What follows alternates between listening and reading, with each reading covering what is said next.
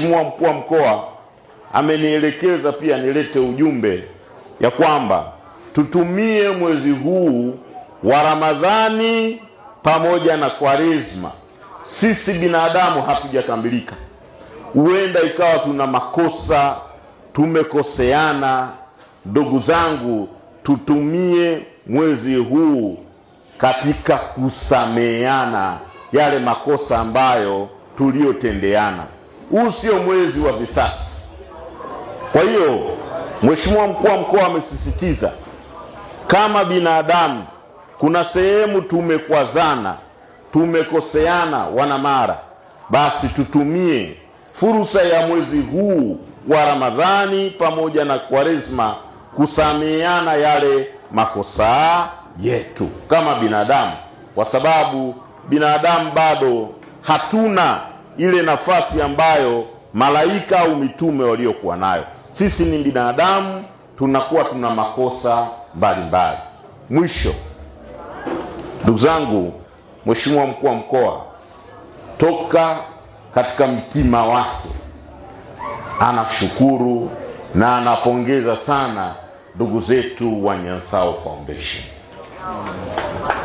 Anawapongeza kwa kufanya kitu hiki kikubwa, na anampongeza zaidi mkurugenzi mkuu ambaye ni waziri mwenye dhamana ya ulinzi,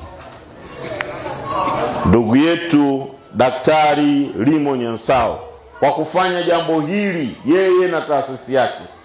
Yeyote anayeweza kufuturisha basi afuturishe, bado siku zipo, bado siku zipo. Nikushukuru kampuni ya Nyansao, mmetuadhimisha, mmeuadhimisha mkoa, na nyinyi kama mlivyotuadhimisha, Mungu awaadhimishe, Mungu awatunze, awaitunze kampuni yenu, endelee kufanya vizuri. Na mkurugenzi, Mungu amtunze na ampandishe, amlinde. Tunachokisema sisi ni amani. Ukiona mtu anapuza amani, hajui maana ya amani, hajui thamani ya amani. Wenzetu huko sasa hivi wanahangaika, wanatamani kuipata amani. Sisi alhamdulillah, hizi vurugu ndogo ndogo, siji kukosa hela, ni mambo ya kawaida kila nchi hapo.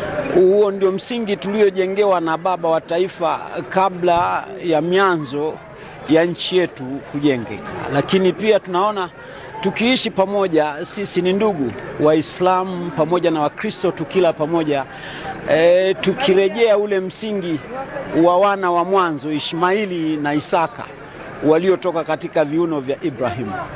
Tendo lilotendeka leo linaonyesha dhahiri upendo tulionao sisi. Ni muombe jambo hili alilolifanya kwa kipindi hiki liendelee katika kila Ramadhani. Watu wameshukuru, wamemwombea dua nyingi, na mimi pia kama mwakilishi wa mbunge kwa siku hii ya leo namtakia kila. Tukio hili limetufunza kwamba sisi wa Tanzania ni wamoja, na sisi wa Tanzania tunapendana na bado tuna amani, na tutaendelea kudumisha